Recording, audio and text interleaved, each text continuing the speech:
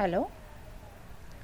So children, after hydrophily, the next adaptation we have to remember is entomophily. So children, what is entomophily? When the pollination takes place with the help of insects, it is known as entomophily. So what are the adaptations for entomophilous flowers? This pollination, it happens in beautiful flowers like rose, jasmine. Okay, so children, imagining rose only, you get the points. What are the adaptations for entomophily then? So children, first point which automatically comes into your mind is they are large, they are showy and often brightly colored. What do you mean by showy? Showy means they are attractive.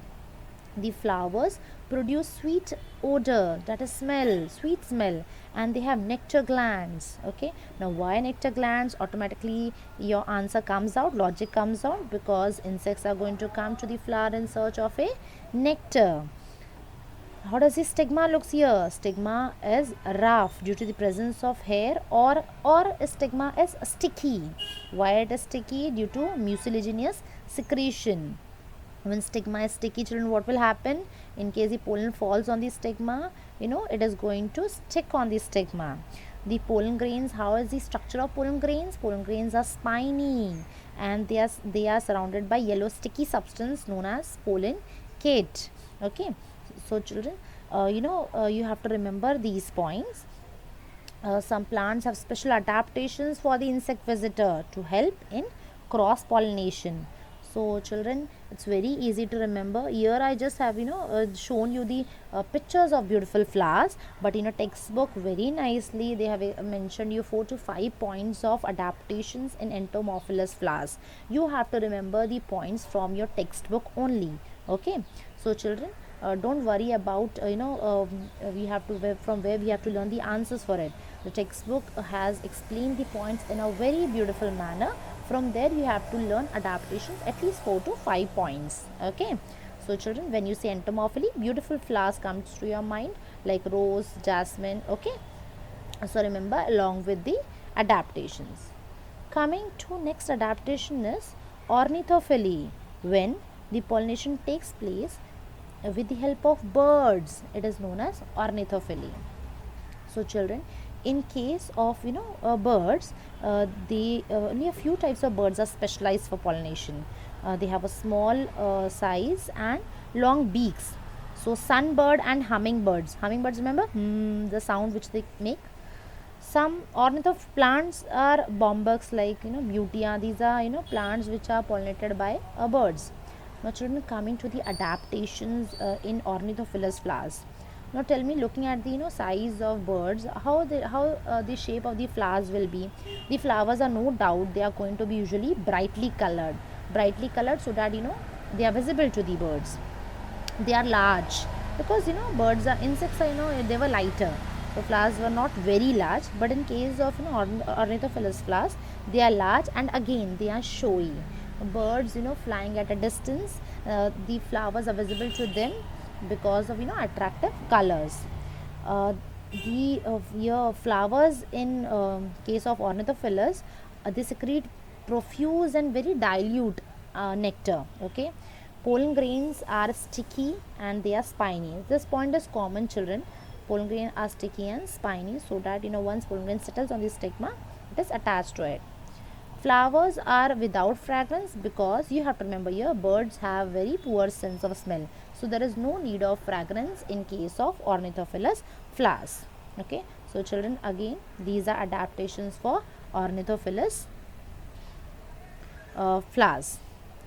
Now children, moving on to next adaptation is in case of children bats. You all tell me, when you talk about bats, so adaptation is known as chiropterophilous flowers. Flowers are they are dull colored with a strong fragrance, and they secrete abundant nectar. Okay, and flowers produce large amount of edible pollen grains. So pollination happens with the help of bats, is known as chiropterophily.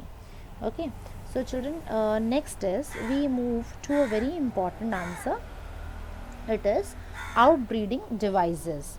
Now children, when you say outbreeding, okay, the another term for outbreeding devices is moving to this was bats, which I said you earlier.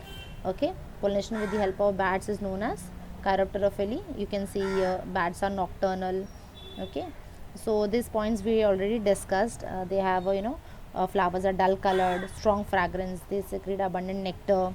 Okay, large amount of edible pollen grains such as kadam tree. So these are just adaptations for chiropterophily. We were discussing about outbreeding devices, children. Outbreeding devices, which are also known as another term in a textbook, it is mentioned as contrivances. Now children, when you talk about outbreeding devices, so many plants they have mechanism that they prevent self pollination. Now why so, children? Self pollination is avoided here. So what has to be promoted? Automatically cross pollination. Why cross pollination has to be favored so much? So that genetic diversity should be increased. Plants have evolved a wide variety of sexual strategies. Genetic diversity is a very essential factor for what purpose, children? Evolution. Since 10th standard you have been learning about evolution.